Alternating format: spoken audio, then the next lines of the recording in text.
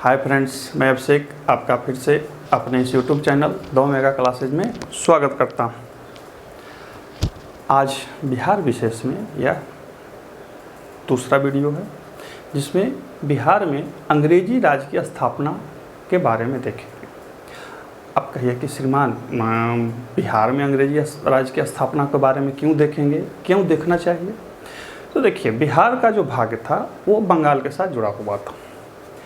1757, 1764 के बाद बंगाल का जो मालिक थे वो अंग्रेज बने और बंगाल में भारतीयता का सूरज हमेशा के लिए नष्ट हो गया, अगले कुछ 100 सालों के लिए। अब बंगाल अंग्रेज़ों के अधीन था। बंगाल यानी कि भारतीय उपमहाद्वीप का सबसे धनी प्रांत। धन से तो जानते हैं कुछ भी खरीदा जा सकता है, तो यह शाश्वत नियम है। अंग्रेज़ों ने बंगाल के धन से पूरे भारत में घूम घूम करके अपने राज्य बनाए, अपने साम्राज्य बनाए और साथ ही अपने देश को भी संतुष्ट किया। बात को समझिए, यूरोपियन जितनी भी शक्तियाँ थी वो इधर उधर घूम रही थी। ये वैसे प्रांत थे जो महत्वपूर्ण तो थे लेकिन धनी नहीं थे। बंगाल जो था वो धनी था। बंगाल में कहा जाता है कि धन बरसता था ऊपर से। अब वो धन को संभालने वाले लोग ताकतवर होने चाहिए, लेकिन वहाँ ताकत नहीं थी, लोग ताकतवर नहीं थे। सारे राजा महाराजा, दीवान, उप दीवान, नीचे तक के कर्मचारी भ्रष्टाचार में आकंठ डूबे हुए थे। सब एक नंबर के धूर्त, मक्कार, धोखेबाज और निहित स्वार्थों में रहने वाले थे। अब धन जहाँ हो और इस तरह से मानसिक नपुंसक और कायर लोग सत्ता में हो तो उस राज्य का सूर्य अस्त होना ही होना है, चाहे जब हो जाए। इस समय की बात होती है। अब उस सही समय पर अंग्रेज वहाँ पहुँच गए। अंग्रेज़ों ने धीरे धीरे 1740-45 के आसपास शुरू किया और महज 15 से 20 सालों में बंगाल को ग्रस लिया। जैसे ही बंगाल ग्रसा, तत्कालीन बंगाल महाप्रांत का मतलब आज का पूरा पश्चिम बंगाल, पूर्वी बंगाल यानी कि बांग्लादेश, बिहार और उड़ीसा, कुछ एक इलाकों को छोड़ दिया जाए तो इतना बंगाल महाप्रांत में था। आप नक्शा उठाकर देख लीजिए, ये प्रांत कृषि के मामले में, व्यापार के मामले में कितने अग्रणी है। तो जब बंगाल उन्होंने जीत लिया तो अब धन उनके पास बहुत थे, बुद्धिमान वो थे ही, ताकत भी थी, और उन्होंने उसके बाद भारत के हर उस साम्राज्य को नष्ट कर दिया, खा गए या अपने पैरों में रेंगने पर मजबूर कर दिया जो अपने को सुरमा या ताकतवर समझते थे। इतिहास पढ़ना अलग बात होती है, इतिहास समझना बिल्कुल अलग बात होती है। इतिहास जब भी पढ़ें उसको समझें।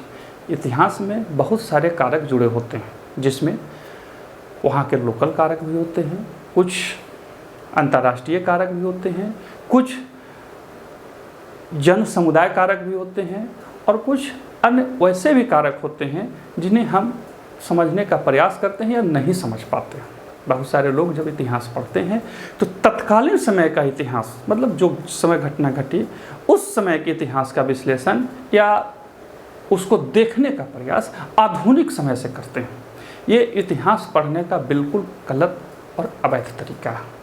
आप आधुनिक सिचुएशन से, आधुनिक परिस्थितियों से तत्कालीन समय के इतिहास को नहीं समझ पाएंगे, सिर्फ पढ़ पाएंगे। या हो सकता है कि आप ऐसा करेंगे तो आप सिर्फ और सिर्फ राजनीतिक उद्देश्यों के लिए इतिहास को पढ़ रहे होते हैं। इतिहास पढ़ने का मकसद सिर्फ राजनीतिक उद्देश्य ही नहीं होता है, बहुत सारे उद्देश्य होते हैं। तो आइए देखते हैं उन तथ्य और डाटा को जो उस समय घटे और उनसे परीक्षाओं में प्रश्न पूछे जाते हैं। हेडिंग दिया है हमने, बिहार में अंग्रेजी राज की स्थापना। देखिए, पहले मैं बता दूं, मैंने पिछले वीडियो में बताया था कि भारत के सिचुएशन को हमने अलग रखा है या उसको छोड़ दिया है, सिर्फ बिहार से संबंधित वो तथ्य डाटा को रखा है जो बिहार के विभिन्न परीक्षाओं में, CDPO वाला हो या BPSC हो, इसमें पूछा जाता है, उसी से संबंधित चीज़ें। देखिए, नवाब अली वर्दी खान बिहार में 1734 से 1740 तक नायब नाजिम यानी कि डिप्टी सूबेदार रहा। ठीक है। 1734 से 1740 तक परीक्षा में आपसे पूछेगा कि बिहार में अलीवर्दी खां का कार्यकाल था, तो याद रखेंगे 1734 से 1740 तक। कहीं कहीं 1733 भी मिलता है, लेकिन 1734 से 1740 तक वो बिहार का उप दीवान था, ठीक है। 1740 में गिरिया की लड़ाई में सरफराज खान को हराया एवं बंगाल पर नियंत्रण कर लिया। या यूँ कहिए कि गिरिया की लड़ाई के बाद अलीवर्दी खां बंगाल का मालिक बन गया। हालांकि उस समय मालिक मुगल सम्राट होते थे, लेकिन वो सिर्फ नाम मात्र के होते थे। बंगाल, हैदराबाद जैसे जो राज्य थे शुरू से ही स्वतंत्र में रहते थे, या यूँ कहिए कि नाम मात्र के ये लोग सिर्फ दिल्ली के प्रति राजभक्ति दर्शाते थे। गिरिया की लड़ाई कब हुई थी? 1740 में। 1748 के रानी सराय के युद्ध में अलीवर्दी खां ने अफगानों को हरा दिया। रानी सराय के युद्ध कब हुआ था? 1748 में। याद रखिएगा, गिरिया की लड़ाई 1740, रानी सराय का युद्ध 1748। प्लासी का युद्ध 1757 में हुआ। प्लासी के युद्ध पर बाद में फिर आएंगे, 1-2 पॉइंट और मैं बताऊंगा, लेकिन यहाँ पे जो जरूरी है वो मैंने लिखा है कि 1757 में हुआ। इसके बाद मीरन बंगाल एवं बिहार का उपनवाब बना था। यहाँ पे हमने सिर्फ बिहार लिखा है, बिहार का उपनवाब बना नहीं, बंगाल और बिहार दोनों का बना था। चूंकि बिहार का लिख रहे हैं तो हमने बिहार के बारे में लिखा, परंतु वास्तविक सत्ता राजा राम नारायण के हाथ में थी। बिहार का जो उपनवाब था, पहले भी राम नारायण ही थे, और बाद में जब मीरन को बनाया गया तो बोला गया कि ठीक है तुम वहाँ रहो, बाकी ये सिर्फ नाम का हम थोप दे रहे हैं, ताकि रिपोर्टिंग जो करो इस रास्ते से करो। यानी कि प्लासी के युद्ध के बाद बंगाल का उपनवाब मीरन बना था, इस तथ्य को ध्यान रखेंगे। और बंगाल का ही नहीं, बंगाल बिहार दोनों का बना था, लेकिन वास्तविक सत्ता किसके हाथ में थी? राजा राम नारायण के हाथ में थी। 16 अक्टूबर 1756 को मनिहारी का युद्ध हुआ था। कौन सा युद्ध हुआ था? मनिहारी का युद्ध, जिसमें सिराजुद्दौला ने शौकतगंज को हरा दिया था। शौकतगंज को क्या कर दिया था? हरा दिया था, ठीक है। 1760 में अंग्रेजी सहायता से मीर कासिम बंगाल का नवाब बना। कब बना था? 1760 में। कब बना था जी? 1760 में अंग्रेजी सहायता से मीर कासिम बंगाल का नवाब बना। आपको पता है कि मीर जाफर और मीर कासिम दोनों अंग्रेज के चपंडुक थे, लेकिन मीर कासिम में सेल्फ रिस्पेक्ट था। वो ये समझ रहा था कि अंग्रेज क्या चाहते हैं, लेकिन वो इतना छोटा था कि वो कुछ कर नहीं सकता था। मीर जाफर कुछ नहीं समझता था, उसे सिर्फ और सिर्फ बंगाल की नवाबी चाहिए थी और अपनी सत्ता एक चाहिए थी। मीर जाफर को रॉबर्ट क्लाइव का गीदड़ बोला जाता। मीर जाफर को रॉबर्ट क्लाइव का क्या बोला जाता है? गीदड़ बोला जाता था। कैसे गीदड़ था? आप इतिहास पढ़ेंगे समझ में आ जाएगा। 1761 में मीर कासिम ने बंगाल की राजधानी मुंगेर किया, यानी कि बंगाल की राजधानी मुर्शिदाबाद से हटा करके मुंगेर कब लिया जाया गया? 1761 में। याद रखिएगा, वो मुर्शिदाबाद से हटाया था। पहले बंगाल की राजधानी कहाँ थी? मुर्शिदाबाद। मुर्शिदाबाद से हटा करके उसने मुंगेर ले गया। मुंगेर में उसने बहुत सारे किला बनाया, किलाबंदी किया, तोड़दार बंदूक और तोप बनाने का कारखाना बैठवा दिया। आज भी वहाँ ये सब होता है। कैसे होता है जाके देखिए। 24 जून 1763 को अंग्रेज एजेंट एलिस ने पटना पर हमला कर और उसे लूट लिया। याद रखिएगा, इस तथ्य को थोड़ा ज़्यादा ध्यान से मैं बता देता हूँ। 24 जून 1763 को अंग्रेज एजेंट एलिस ने पटना पर हमला किया। अब हमला क्यों किया? हमला करने के पीछे ये कारण था कि मीर कासिम जो था वो अंग्रेजों से अलग होने लगा और उसने हर वो काम किया जो एक सेल्फ रिस्पेक्टेड राजा को करना चाहिए था। जैसे होता यह था कि उस समय अंग्रेज व्यापारी चुंगी नहीं देते थे। अंग्रेजों को फरमान था कि आप चुंगी नहीं दीजिए, आप व्यापार कीजिए।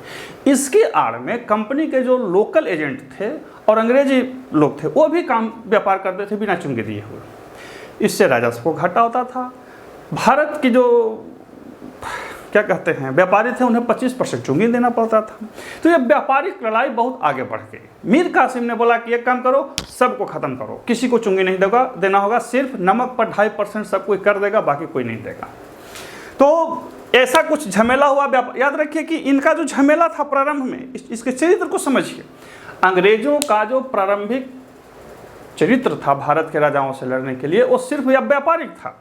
वो साम्राज्य नहीं बना रहे थे। साम्राज्य तो उनके चरणों में धीरे धीरे लौट गया। मतलब अंग्रेजों को लगा कि भाई हम तो व्यापार करने आए थे, सब हमारा पैर में आके लटक गया, चलो ठीक है भाई गुलामी करो, कोई दिक्कत नहीं, व्यापार भी करेंगे, तुमसे गुलामी भी करवाएंगे।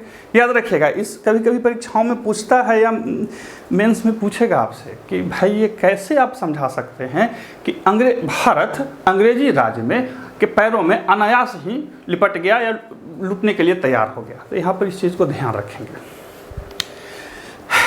एलिस ने पटना पर डेरा कब डाला? 24 जून 1763 को।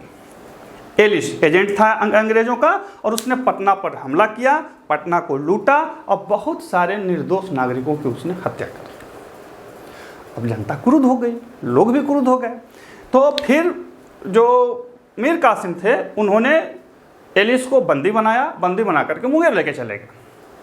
ये भी पूछेगा कि मीर कासिम ने किस अंग्रेज एजेंट को बंदी बनाया? तो एलिस को। लेकिन और साथ ही 6 अक्टूबर 1763 को पटना कांड हुआ। कौन सा कांड हो गया? पटना कांड। इसको याद रखिएगा, 6 अक्टूबर 1763 को पटना कांड हुआ। ये नहीं पूछेगा, ये जरूर पूछेगा। 1763 को पटना कांड हुआ जिसमें पटना के सभी अंग्रेजों को मार दिया गया। ऐसी कहानी है कि पटना के फैक्ट्री में, जो पटना की फैक्ट्री कहाँ थी हमने पिछली वीडियो में जाकर के देखिए, दिख जाएगी। पटना के फैक्ट्री को मीर कासिम ने 1763 में कब्जा में कर लिया। आपसे ऐसे भी पूछेगा कि मीर कासिम ने पटना की फैक्ट्री को कब कब्जा किया? तो 1763 में। पटना कांड कब हुआ? 1763 में। पटना कांड में क्या हुआ? पटना के फैक्ट्री में रहने वाले सारे अंग्रेजों की हत्या कर दी गई। हालांकि इस हत्या में राजा यानी कि मीर कासिम के साथ साथ आम जनता का भी योगदान था, क्योंकि जनता बहुत क्रुद्ध हो चुकी थी। उसे लग रहा था कि भाई तुम लोग युद्ध लड़ा था, हमको क्यों मारा? अब मारा है तो मरो। तो यह पटना कांड हुआ था, ठीक है। लेकिन इस पटना कांड के बाद ही मीर कासिम का भाग्य का अंत हुआ। और कैसे अंत हुआ मैं आगे बताऊंगा, पहले इस डाटा को एक नज़र जरूर ध्यान रखेंगे, ठीक है। ये ऐसे डाटा हैं जिनसे परीक्षाओं में प्रश्न पूछे गए हैं, पूछे जा सकते हैं। चूँकि इतिहास है, मैं आपको व्यवहारिक पहलुओं के साथ उस डाटा को समझाते चलूँगा जो आपको समझना जरूरी है। एक नज़र देखिए उन और तथ्यों को जो बिहार में, तत्कालीन बिहार में घट रही थी। अंग्रेज, बंगाल के नवाब और यहाँ के कुछ छोटे मोटे राजाओं के मध्य। यहाँ पे ध्यान रखिए कि कोई भी राजा उस समय स्वतंत्रता के लिए नहीं लड़ रहे थे, जैसा कि सोकल बोलते हैं कि किसी को स्वतंत्रता समझ, उन लोग को पता भी नहीं था कि स्वतंत्रता फिर होती क्या है। सब के सब अपनी स्थिति में लगे हुए थे। इवन मुगलिया सल्तनत में 2 सितंबर 1763 को, अभी हमने क्या पढ़ा कि पटना कांड हुआ। पटना कांड के बाद अंग्रेज अब इस निश्चित बिंदु पर पहुंच गए कि हमें इन्हें यहाँ से हटा देना, मतलब मीर कासिम को यहाँ से हटा देना। मीर कासिम हमारे किसी लायक नहीं है, चूँकि ये हमारा गुलामी नहीं करेगा। तो उन्होंने क्या किया कि इस पर हमला किया और राजमहल के पास उदनवाला युद्ध में मीर कासिम अंग्रेजों से हारा तथा अवध भाग गया। तो उदनवाला का युद्ध कब हुआ था? 2 सितंबर 1763 को। उदनवाला कहाँ है? राजमहल के पास, ठीक है। वहीं पे ये हारा और भाग गया। फिर यहाँ से क्या बोलते हैं, अवध, कर्मनासा नदी पार किया। आप बिहार से यूपी जब जाएंगे तो देखेंगे कि कर्मनासा नदी है, वो अभी भी बॉर्डर ही है, और वहाँ से वो अवध भाग गया। और अवध भाग के वो शांति से नहीं बैठा, वहीं पे उसने बक्सर युद्ध की नींव रखी। अब यहाँ पे बता दूं कि बक्सर का जो युद्ध था वो मीर कासिम इसलिए लड़ रहा था कि हमें बंगाल मिल गया। अवध इसलिए लड़ रहे थे कि वो मुगलिया शासन में ज़्यादा से ज़्यादा हिस्सेदारी चाहते थे एवं अंग्रेज़ों को धमकाना चाहते थे। मुगल किसी उद्देश्य से नहीं लड़ रहे थे, उनको लड़ने से कोई मतलब ही नहीं था। वो चाहते थे कि बंगाल से हमारा राजस्व आते रहे। अब मैंने जो 3 बिंदु बोले हैं, हालांकि मेरी जो हमने ऑब्जर्व किया है वो बोला है, इन 3 बिंदुओं में आप स्वतंत्रता के वृक्ष खोज सकते हैं, कहीं नहीं मिलेगी आपको, ठीक है। कासिम के बाद पुनः मीर जाफर को बंगाल का नवाब बनाया गया। कासिम, अब जो बक्सर और प्लासी युद्ध पर हमने अलग वीडियो बनाया है, जो कि उसके व्यापक दृष्टिकोण से रखते बनाया, आप उसको देख सकते हैं। यहाँ पर उसका वर्णन जरूरी नहीं है, क्योंकि हम बिहार के परिप्रेक्ष्य में ही बात कर रहे हैं, तो उसी के उद्देश्य से रखा है। मीर कासिम के बाद फिर कौन बना? मीर जाफर। और मीर जाफर जब बंगाल का शासक बना, मैंने नवाब बना, तो उसने अंग्रेज़ों को वो सारी रियायतें दे दी जो अंग्रेज़ चाहते थे। सिर्फ फौजदारी, कानून व्यवस्था, ये सब मीर जाफर के पास रहा। यानी कि मीर जाफर एक ऐसा शासक बना जिसके पास पैसे नहीं थे शासन चलाने के लिए। ठीक है। जाफर ने अंग्रेजों को सोरे पर व्यापार करने का एक अधिकार दे दिया। 18वीं सदी में बिहार सोरे के व्यापार हेतु प्रसिद्ध था। यानी कि अब जाफर जब बना बंगाल का नवाब, तो उसने बोला कि सोरा का व्यापार सिर्फ और सिर्फ अंग्रेज करेंगे, बाकी कोई नहीं करेगा। आपसे परीक्षाओं में प्रश्न पूछेगा कि बंगाल में या बिहार में सोरे के व्यापार पर एकाधिकार अंग्रेजों को किसने दिया? तो मीर जाफर ने दिया। इसको याद रखेंगे। ठीक है।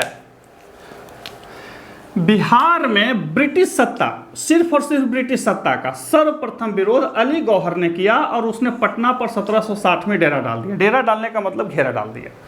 हालांकि जब बड़े बड़े मगरमच्छ नहीं कुछ कर पा रहे थे, सब छोटे छोटे घड़ियाल या क्या को बोलते हैं, पानी में तैरने वाले जलचर क्या कर पाते, उनका कुछ नहीं किए। बस आप डाटा के लिए याद रखेंगे कि अली गौहर नामक एक व्यक्ति ने पटना पर 1760 में डेरा डाल दिया। 1757-58 के मध्य राजा रामनारायण, जो पटना बिहार के उप दीवान थे, कामगार खां नरहट के जमींदार थे, पहलवान सिंह आरा के जमींदार एवं राज सुंदर सिंह, ये जो थे टेकारी के थे जी, मीर जाफर एवं अंग्रेजों का विरोध किया। आपसे प्रश्न पूछ सकता है कि 1757-58 के मध्य अंग्रेजों एवं मीर जाफर का विरोध किन्होंने किया? तो नाम ध्यान रखेंगे। राजा रामनारायण पटना के थे और क्या कहते हैं, एक तरह से बिहार के तत्कालीन मालिक थे। कामगार खां नरहट के जमींदार थे, पहलवान सिंह आरा के जमींदार थे और राजा सुंदर सिंह टेकारी के राजा या जमींदार थे। इन्होंने अंग्रेजों एवं मीर जाफर का विरोध किया। हालांकि कुछ कर नहीं पाए, बस विरोध किया, लड़े झगड़े पिटाए, हटे, ख़त्म कहानी हुई। बाद में अंग्रेजों ने जिसको चाहा उसको अपने पास रखा, जिसको नहीं चाहा उसको हटा दिया। रॉबर्ट क्लाइव ने सिताब राय को बिहार का नायाब दीवान बनाया था। रॉबर्ट क्लाइव ने सिताब राय को बिहार का नायाब दीवान बताया था। यह प्रश्न परीक्षा में प्रश्न पूछा भी गया है, परीक्षा में बार बार पूछा भी जा सकता है कि सिताब राय को किसने बिहार का नायाब दीवान बनाया? तो रॉबर्ट क्लाइव। सिताब राय को न मीर जाफर पसंद करता था, न मीर कासिम पसंद करता था, लेकिन फिर भी बने। क्यों? क्योंकि उन्हें रॉबर्ट क्लाइव पसंद करते थे। कितनी अच्छी बात है ना। देखिए, रॉबर्ट क्लाइव को जब आप पढ़ेंगे तो समझ में आएगा कि अंग्रेज कैसे सोचते थे। रॉबर्ट क्लाइव ने बंगाल के सारे शासकों को एक तरह से क्या कहते हैं, एन केन पराक्रम उठवाया पिटवाया, जो मन हुआ सो किया। उसने मीर जाफर को सपोर्ट किया और मीर जाफर बेबुद्धि आदमी था। उससे कह करके उसने छोटे छोटे जितने भी ज़मींदार थे उन सबको रास्ते से हटवा दिया। ये वो ज़मींदार थे जो बहुत दिनों से बंगाल के नवाब की सेवा कर रहे थे और धर्म के मामले पर देखा जाए तो वो हिंदू थे। अब मीर जाफर को उकसा करके उसने इन सारे राजाओं को हटवा दिया। अब जब राजा हट गए और वहाँ पर वो मीर जाफर के जो प्रिय थे उनको राजा बनाया। इधर इन राजाओं को जिन्हें हटा दिया गया, रॉबर्ट क्लाइव ने यह समझाया कि देखो तुम्हारे साथ धर्म के आधार पर इन्होंने भेदभाव किया। अब ये राजा मीर जाफर से चिढ़ गए। अब जब शासक में आप हैं तो जिनको बैठाए हैं वो अयोग्य हैं और जो योग्य हैं वो आपसे चिढ़े बैठे हैं, तो कैसे शासन चलेगा? आप ही बताइए। रॉबर्ट क्लाइव ने भारत में फूट डालो एवं शासन करो के क्या कहते हैं, मैंने सूत्र का सूत्रपात किया। उसे पता था कि ये कैसे हो सकती है और पूरे शासन में अंग्रेजों ने इसी का फायदा उठाया। आज भी जब हम बात करते हैं किसी धर्म विशेष या धर्म से संबंधित इन चीज़ों को, तो कहीं ना कहीं हम उस अंग्रेजी राज से प्रभावित होते हैं जो अंग्रेजों ने हमें समझाया सिखाया। यानी कि हम अपने ही धर्म को, हम अपने ही बगल वाले धर्मावलंबी को हम उस दृष्टिकोण से देखते हैं जो हमारा नहीं। यही कि श्रीमान ऐसा थोड़ी होता। खैर पढ़िएगा, समझ में आ जाएगी। आगे बढ़ते हैं। इकबाल अली खां एवं नारायण सिंह ने 1781 में पटना के आसपास विद्रोह किया। अब आपसे परीक्षाओं में प्रश्न पूछेगा कि 1781 में पटना के आसपास विद्रोह किन्होंने किया? तो इकबाल अली खां एवं नारायण सिंह, ये सब छोटे छोटे जमींदार थे और इन्होंने विरोध किया अंग्रेज़ों का, मीर जाफर का, कि देखो भाई हम ऐसे विषय करते हैं। सवाल आपसे यह है कि आखिर ये विद्रोह होता क्या था? आज जैसे कोई आदमी उठे 10, 20, 50 को लेके चल जाए तो विद्रोह हुआ? नहीं, ये लोग क्या करते थे कि चुंगी वगैरह, व्यापार वगैरह को बाधित कर देते थे, कर नहीं पहुंचाते थे, कर पहुंचाने वाले को व्यवधान डालते थे, पुलिसिया कार्रवाई जो होती थी उसको नेस्ताबूद कर देते थे। विद्रोह का मतलब यही होता था, यानी कि एक तरह से स्वतंत्र सत्ता अपना कर लेते थे, बोल देते थे कि गांव मेरा है, यहाँ से कुछ नहीं जाएगा। तो ये कुछ ऐसे प्रमुख डाटा हैं जो अंग्रेजी राज की स्थापना से संबंधित है। अब बिहार के परिप्रेक्ष्य में हम देखते हैं बैटल ऑफ प्लासी और बैटल ऑफ बक्सर। याद रखिए, बिहार के परिप्रेक्ष्य में। इसके लिए डिटेल वीडियो हमने जो बनाया है वो आपको प्लेलिस्ट में मिल जाएगी, भारत का इतिहास में, कि वहाँ कैसे कैसे क्या था। हम यहाँ पे सिर्फ बिहार के दृष्टिकोण से उसे एक नज़र देख लेते हैं, लेकिन उससे पहले इस चीज़ को देख लें आप लोग। बिहार के परिप्रेक्ष्य में एक नज़र देख लेते हैं बैटल ऑफ प्लासी और बैटल ऑफ बक्सर को। यहाँ पे बता दूँ कि प्लासी एवं बक्सर युद्ध के लिए हमने अलग वीडियो दे रखा है, जो आप हमारे प्लेलिस्ट में जाकर के भारत का इतिहास में या भारत के लड़े गए प्रमुख युद्धों में उसको जाकर के देख सकते हैं। यहाँ पे बिहार के परिप्रेक्ष्य में हम सिर्फ बात कर रहे हैं। 23 जून 1757 को प्लासी का युद्ध हुआ था। राय दुर्लभ एवं मीर जाफर नहीं लड़े, यानी कि यह रॉबर्ट क्लाइव की ओर चले गए, तथा मोहनलाल एवं मीर मदन लड़ा था। तो आपसे सवाल यह पूछता है कि सुजाउद्दौला की ओर से मुख्य रूप से कौन लड़े? तो मोहनलाल एवं मीर मदान या मदन था, ठीक है। लेकिन सुजाउद्दौला के साथ गद्दारी किसने किया? तो राय दुर्लभ एवं मीर जाफर। एकदम धर्मनिरपेक्षता वाली बात थी, ठीक है, आधा उधर से आधा इधर से। प्लासी का युद्ध एक झड़प मात्र थी, जो अपने धोखेबाजी, युद्ध कूटनीति एवं मक्कारी के लिए प्रसिद्ध है। यही सवाल आपसे पूछेगा। देखिए, प्लासी और बक्सर में यही व्यापक अंतर था। प्लासी रॉबर्ट क्लाइव के दिमाग का जीत था, अंग्रेज़ों के उस दिमाग की जीत थी जिसे लोग धोखेबाजी, मक्कारी या जो कहते हैं। सेनाएं छोटी थी, संसाधन छोटी थी। आपको पता है कि राय दुर्लभ और मीर जाफर बहुत बड़ी सेना लेके खड़ा था। कथा तो यह है कि जब रॉबर्ट क्लाइव जीत करके जा रहा था तो लोग ताली बजा रहे थे।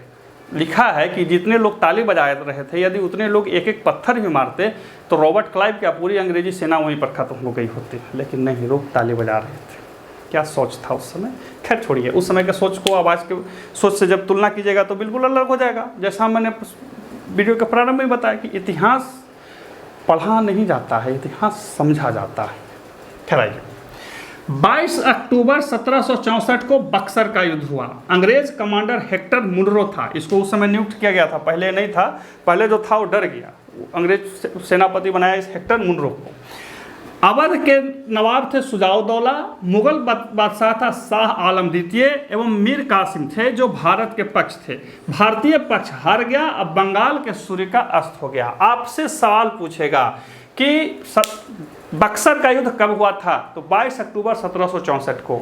अंग्रेजी कमांडर कौन था? तो हेक्टर मुनरो था, ठीक है। अवध के नवाब उस समय कौन थे? तो सुजाउद्दौला थे। मुगलिया सम्राट कौन था? तो शाह आलम द्वितीय था। और तीसरा पक्ष कौन था? मीर कासिम था। बाद में जब यहाँ से हार गया मीर कासिम तो भाग गया, भटकते भटकते 10-12 साल के बाद वो मर गया। 12 अगस्त 1765 को सम्राट शाह आलम द्वितीय ने ईस्ट इंडिया कंपनी को बंगाल महाप्रांत का मतलब समझते हैं? बंगाल, बिहार और आधुनिक उड़ीसा, इन सब के दीवानी जो है वो सौंप दी। और यहीं से बिहार अंग्रेजों के नियंत्रण में चला आया। जैसा हमने हेडिंग दिया था, बिहार में अंग्रेजी राज की स्थापना, यानी कि बक्सर युद्ध के बाद बिहार अंग्रेजी नियंत्रण में चला गया। आपसे सवाल पूछेगा कि किस वर्ष मुगल सम्राट शाह आलम द्वितीय ने बंगाल की दीवानी अंग्रेजों को सौंप दी? तो 12 अगस्त 1965। बंगाल की दीवानी ईस्ट इंडिया कंपनी को किन्होंने सौंप दी? तो शाह आलम द्वितीय ने। शाह आलम द्वितीय ने अंग्रेजों को क्या सौंप दिया? तो दीवानी उनको दे दी, यानी कि वहाँ से जितना कर भर वसूलना है वसूलिए, शासन चलाते रहिए, हमको कोई मतलब नहीं। महज 26 लाख रुपये के लिए शाह आलम द्वितीय ने बंगाल अंग्रेज़ों को बेच दिया। 26 लाख इतने महंगे पड़े कि उसका कोई विश्लेषण नहीं। एक मैं नाम भूल गया, मतलब स्मृति से उतर गई है। आप बंगाल के लूट पर दर्जनों किताब पढ़ सकते हैं। हाँ, नाम याद पड़ गया, शशि थरूर, हमारे एक राजनयिक हैं जो पहले यूएनओ में थे, अभी वर्तमान में वो सांसद हैं, कांग्रेस के लीडर हैं। उनका भाषण सुनिए जब उन्होंने अंग्रेजी पार्लियामेंट किया, क्या अच्छा भाषण दिया, अंग्रेजी में है, सुन सकते हैं। इसके अलावा बंगाल के लूट पर इसके बाद आप जब कहानियाँ पढ़ेंगे तो थोड़े से भी आप भावुक आदमी हैं, आपके हृदय पिघल जाएंगी, आंखें भर जाएंगी। कहा जाता है कि जब बंगाल की दीवानी अंग्रेज़ों ने ले ली तो उसके बाद लूट का ऐसा प्रक्रम चलाया कि बंगाल में बार बार अकाल, आने वाली गरीबी, सारे उद्योग धंधे नष्ट हो गए, और जब लोग मरने लगे तो उनकी लाशों को कुत्ते खाया करते थे। बंगाल में एक समय ये स्थिति आया, विलियम डेलम्पर की किताब पढ़िए, समझ में आएगा कि कैसे तत्कालीन बंगाल में आदमी दुबले पतले खिस पिस के मर गए, लेकिन गिद्ध सियार मोटे हो गए। और गिद्ध सियार कौन कौन थे? सिर्फ 4 पैर वाले नहीं, कुछ 2 पैर वाले भी थे, जो टेम्स नदी के किनारे मोटे हो रहे थे। और किसके खून से, किसके संसाधनों से? बंगाल के संसाधनों से। और बंगाल के संसाधनों किन्होंने दिया? शाह आलम द्वितीय ने दिया। कब दिया? 12 अगस्त 1765 को, मात्र कुछ 1 लाख रुपये के लिए। जब कोई देश अपने राजा गलत चुनता है तो पीढ़ी दर पीढ़ी वो गुलामी को चुनता है। जब कोई देश अपने राजा सही को चुनता है तो उत्थान को चुनता है। ठीक है, तो ये था बिहार में अंग्रेजी राज की स्थापना से संबंधित ऐसे तथ्य जो उस समय घटे। हालांकि कहानी बहुत बड़ी है, उतना कहानी सुनाने का कोई मतलब नहीं है, वो सब एक जानकारी के लिए यहाँ पे तथ्य है, डाटा है, जो कि प्रारंभिक परीक्षा के उद्देश्य है, और उसी उद्देश्य से हमने ये वीडियो बनाया भी है। मेंस के लिए अलग वीडियो, अलग चीज़ें, अलग बातें रहती हैं। तो फिर मिलते हैं अगले वीडियो में, तब तक के लिए नमस्कार।